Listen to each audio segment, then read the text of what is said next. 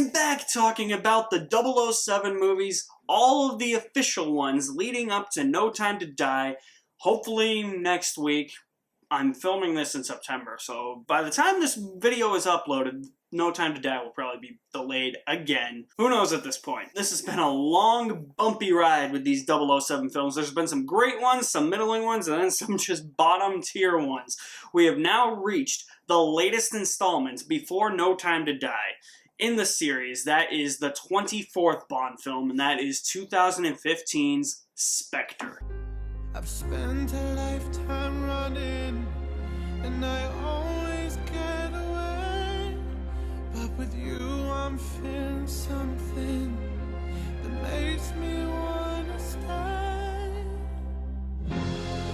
Spectre once again sees Daniel Craig reprising the role of James Bond for the fourth and what was at the time supposedly final movie, and in this one, a cryptic message from Bond's past sends him on a mission to Mexico City to execute a high-ranking terrorist. After the threat is eliminated, Bond continues to investigate this terrorist's criminal dealings. Back at MI6, M is battling political forces to keep the 00 program alive. Most importantly, he is battling C, the head of the new Center for National Security, who has merged MI5 with MI6. And soon enough, Bond's investigation leads him to Madeleine Swan, the daughter of a former enemy of Bond's that he must protect.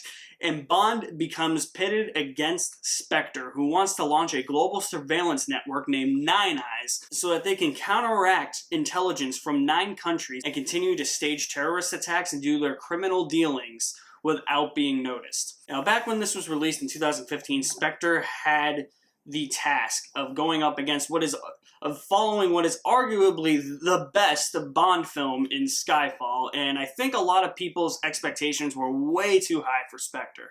I honestly knew it wasn't going to be as good as Skyfall going in. I had really liked the trailers for Spectre. The teaser trailer was really mysterious, really somber, really creepy, kept you intrigued. The theatrical trailer was more of a theatrical trailer, but I honestly knew that Spectre wasn't going to be as good as Skyfall, and it wasn't going to make as much money. Skyfall grossed over $1 billion, Spectre grossed $881 million worldwide.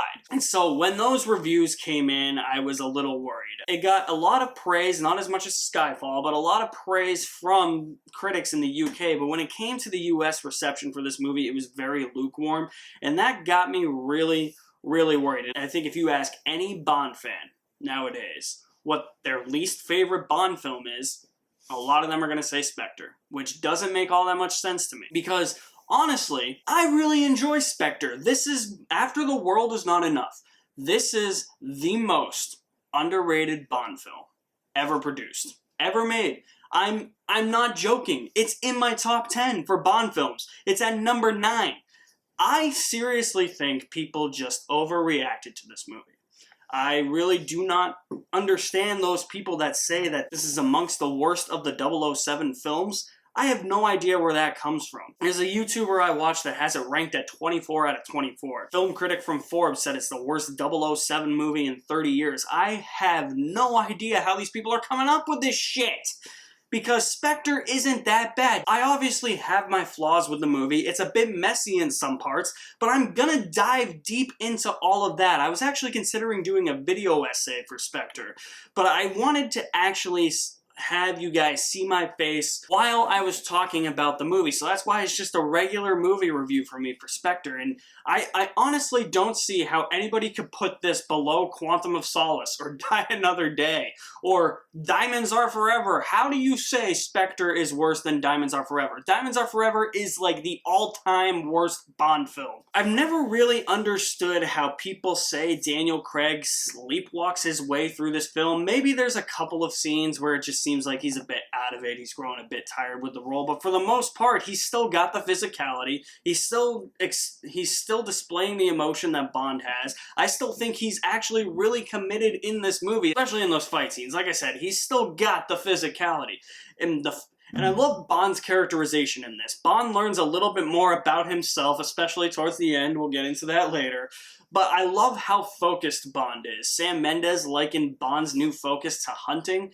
I think that that's a perfect analogy. Bond is determined. He is focused. He doesn't care what anybody's telling him. He knows he's in the right, and when everybody realizes he's in the right, they're honestly like, okay, Bond, we're sorry.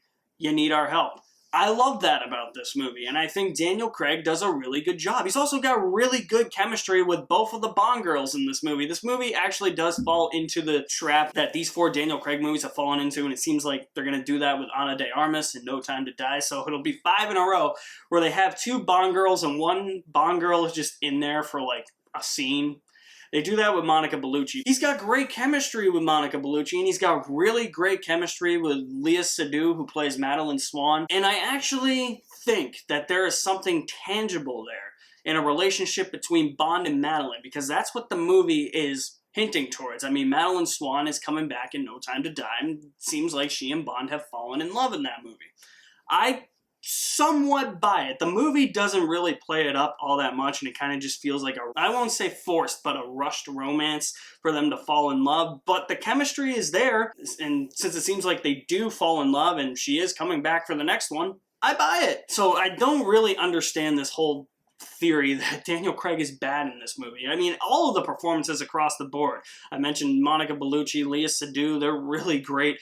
Ben Whishaw as Q. This is probably the most Q ever has to do in a Bond movie, and I love Q's role in this movie, putting him out in the field. Naomi Harris is back as Moneypenny. She's really great. I love Ralph Fiennes as M in this movie, because he totally chews up Bond. He chews up every scene he's in. He's like grumpy in the movie. I love it. It's like he's channeling his inner Voldemort, but he can't get that evil. He just has to get grumpy. You're a cocky little bastard, aren't you? And then when Christoph Waltz is in the movie, it's a slam dunk, it's a grand slam, it's a hat trick, it's a Hail Mary touchdown. When he is in the movie, it is great. And there is no way you can say that this movie is worse than Quantum of Solace, because it is better on one thing alone: the editing.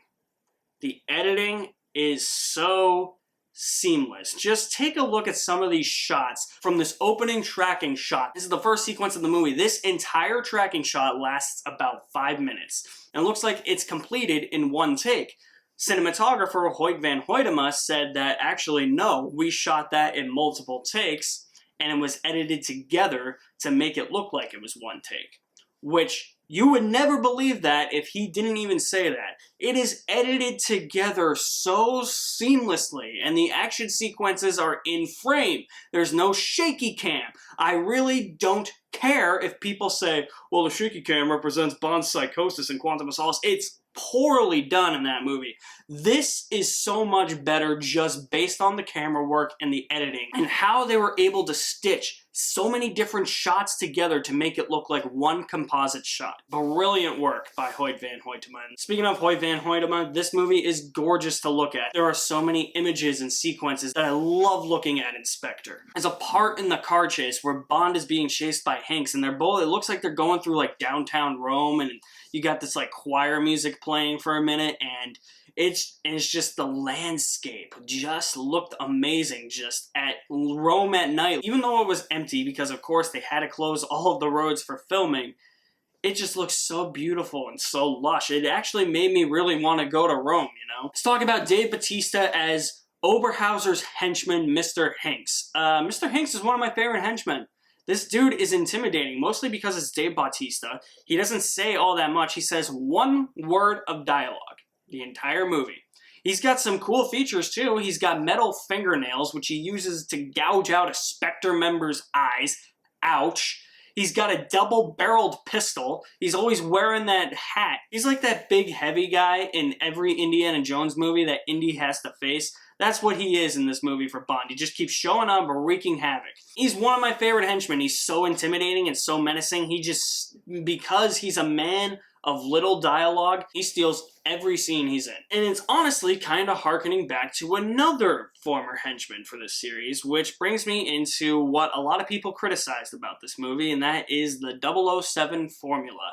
This movie definitely feels like a classic Bond film. And honestly, I'm okay with that. Criticizing this movie for going back to 007 formula and going back to the series roots, isn't that what we were getting back to? at the end of Skyfall? Like, Skyfall was a 50-year celebration of the franchise, but that brief epilogue where we find out that Eve is Moneypenny, they're back in the offices of Whitehall, M is now a male again, and Q is back.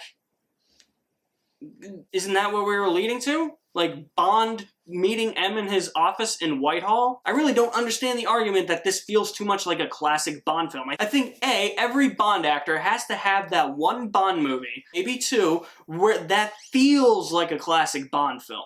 Spectre is definitely that Bond film for Daniel Craig. And two, I just think that people were expecting like all the tropes to just be gone, because the gun barrel is back at the beginning of the movie, which, I'll say this right now, I really don't care about the placement of the gun barrel, but for the sake of consistency, I wish they just put it at the end. Just for the Daniel Craig movies, just put them at the end.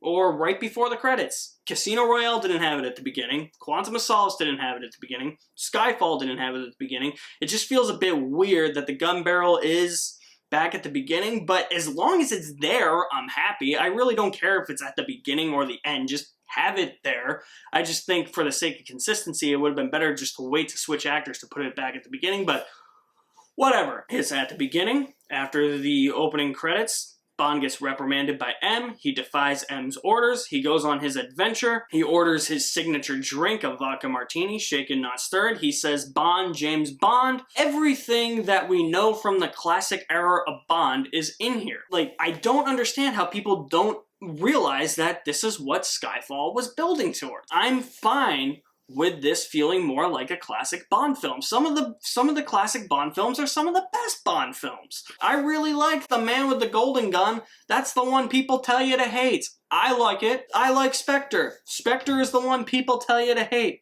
I like it. I've just never understood that argument as a whole. I think you still have what Daniel Craig brings to the table as Bond, while mixing in all of the classic elements that these past three movies have been building to. And there's been a lot that's been said about the tone, that it does get a bit campy in some parts, which, yes, the pre-title sequence, a building falls and Bond falls on a couch. Bond steals an Aston Martin DB10 from Q's workshop that is meant for 009.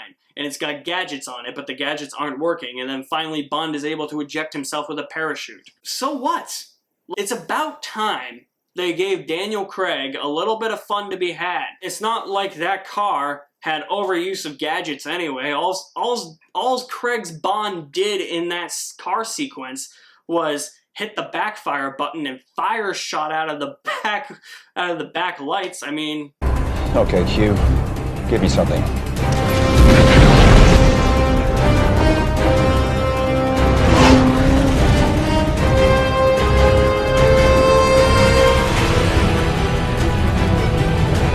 Like it. It's not like any of the other gadgets or anything were there. You also have this little moment, which is a bit cringy, but it's funny at the same time.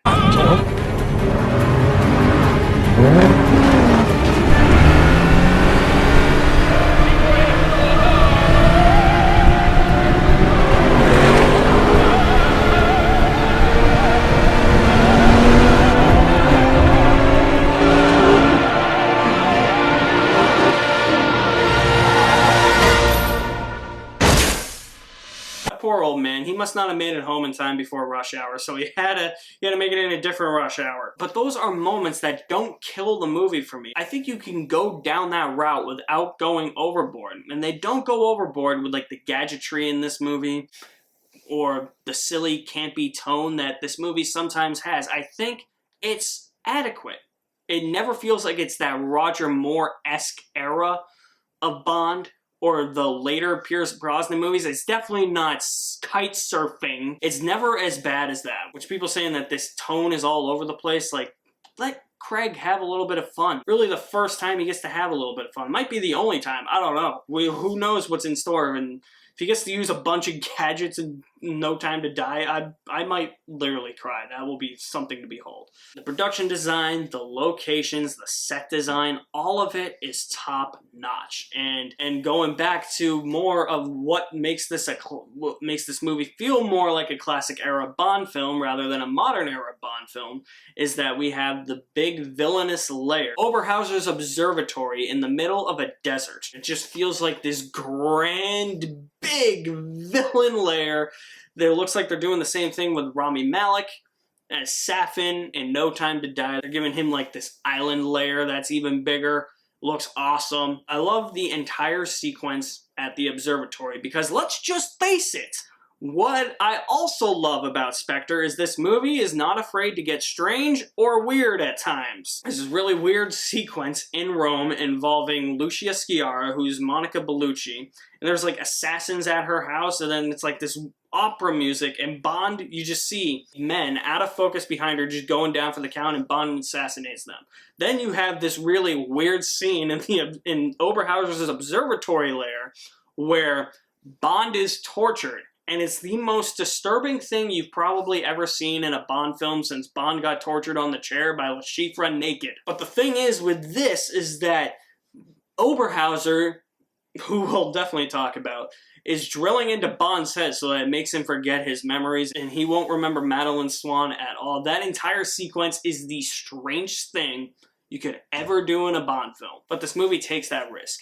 That's why I really like this movie. It takes risks, even though it feels like a classic era Bond film and it feels like it is delving into 007 formula, it offers enough that feels new and fresh, that this modern era has been all about. It feels more like a classic era Bond film, but they don't forget to put the modern era Bond film into this movie as well.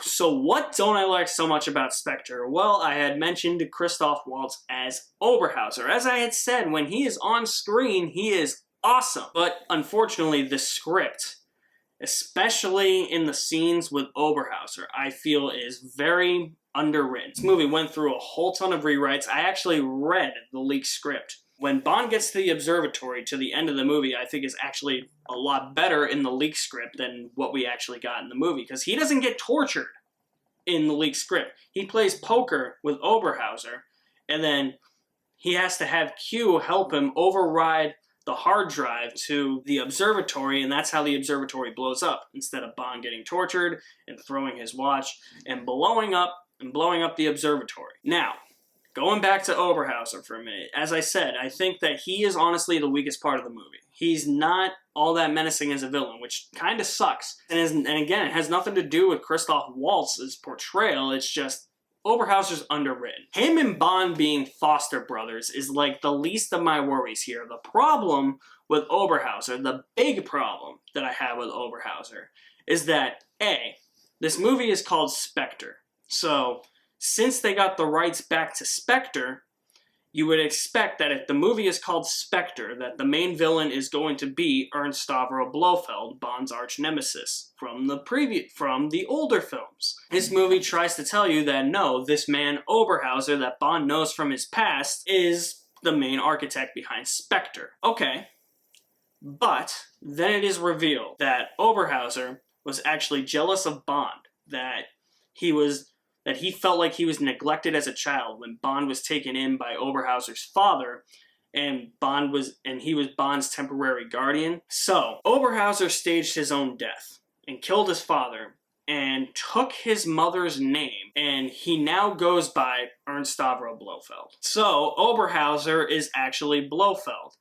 This came at a time in Hollywood when movies were doing this type of thing, where it would be, we had this franchise, and they cast a high-profile name as the main villain, and everybody speculates that the main villain is this classic villain from older content or films, TV shows, whatever it may be, and is continually denied, even though it's so obvious that they are. And then the movie reveals them to be said classic villain, but that reveal has no impact on the story, it's just there as the biggest eye wink at the audience. That's honestly how it is with Blofeld in this movie. When he says Franz Oberhauser died in that avalanche, my name is Ernst Stavro Blofeld, I'm just like, okay.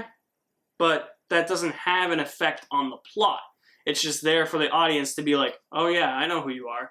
It's the same thing with Khan in Star Trek Into Darkness. Benedict Cumberbatch is like, I'm John Harrison. And it's like, no, you're not, you're Khan. We all know it, buddy. And then the movie continues to tell you that he is John Harrison until it's finally revealed, my name is Khan.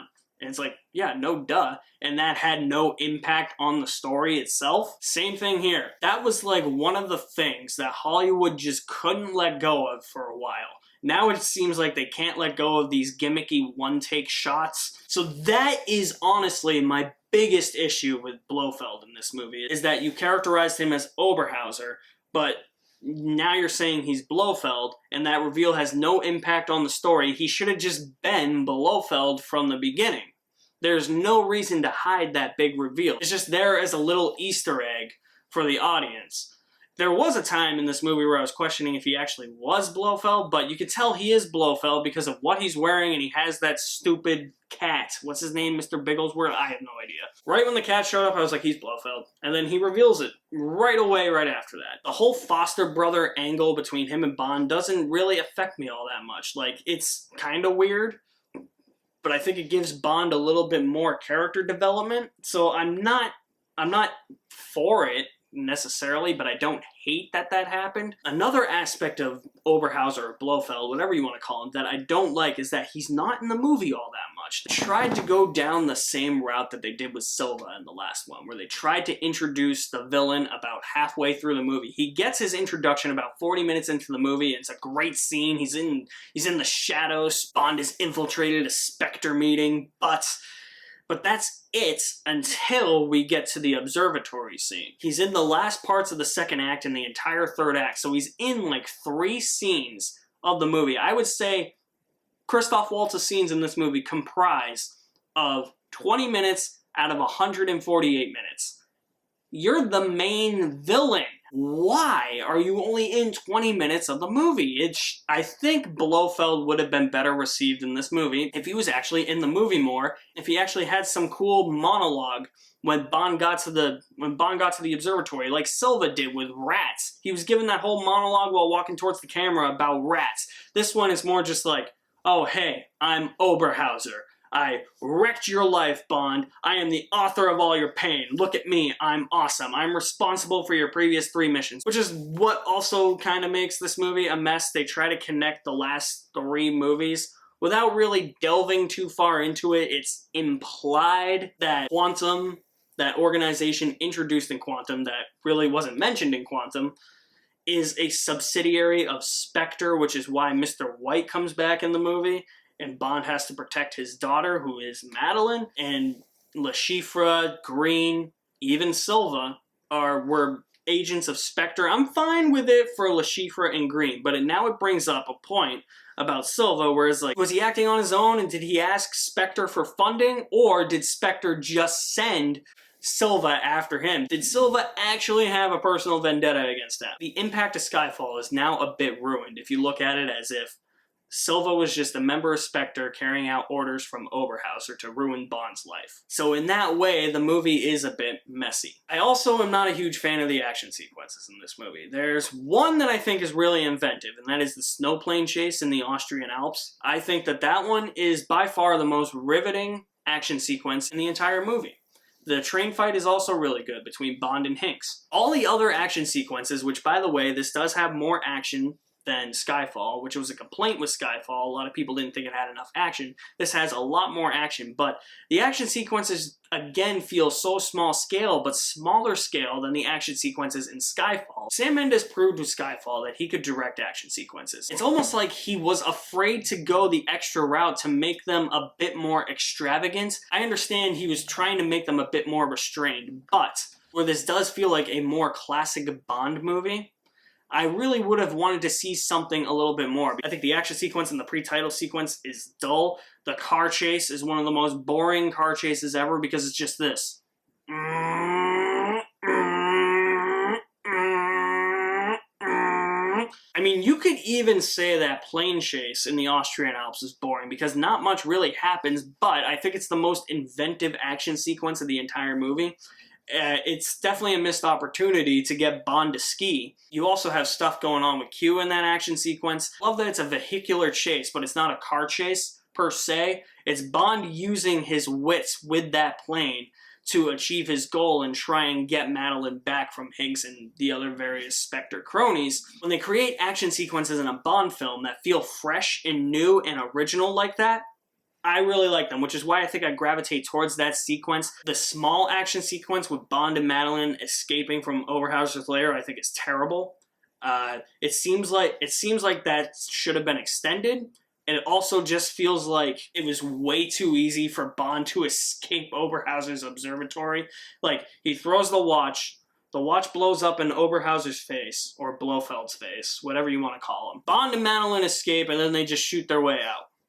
And it's easy as that. The ending is more of a cat and mouse game, similar to Skyfall, but taking place in MI6. There's not a huge action sequence. The movie doesn't begin with a bang, and it doesn't end with a bang. That kind of ruffles my feathers the wrong way. The musical score as well is not that good. I love Thomas Newman's score for Skyfall, but a lot of his score in this movie is recycled from Skyfall, and I found that to be very lazy. It's not even like he introduces new themes or he uses like the themes he used in Skyfall in places that made sense. I didn't even think that they made sense when he used the same musical cues. And he places the most obvious musical cues at the end of these action sequences to signify that they're ending. So you obviously know that this action scene is coming to a close when you hear something like this. Okay, Q, give me something.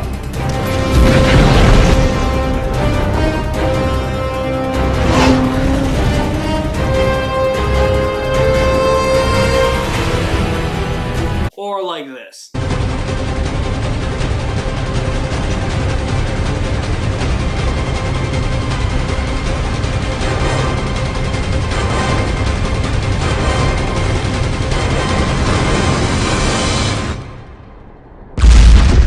Honestly though, those are really the three biggest issues that I have with Spectre. I still think that this is a riveting adventure. Daniel Craig is still great as Bond. I love the focus and determination that Bond has in this movie. I love Daniel Craig's chemistry with both Monica Bellucci and Léa Seydoux. And Léa Seydoux' character I really like. The story itself may be a bit weak, the script may be a bit weak, and especially how it explains Oberhauser and connects to the previous three films.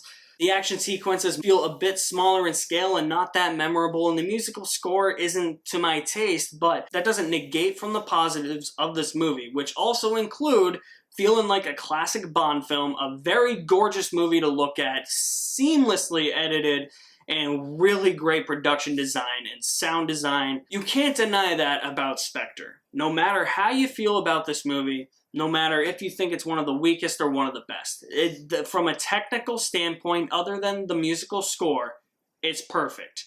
And everybody still seems committed to making the best Bond film they could. It's just there's a few elements that keep this movie from being as great as it should be. Mostly how it handles Oberhauser and how it handles the connections to the previous three films, the musical score, and the action sequences.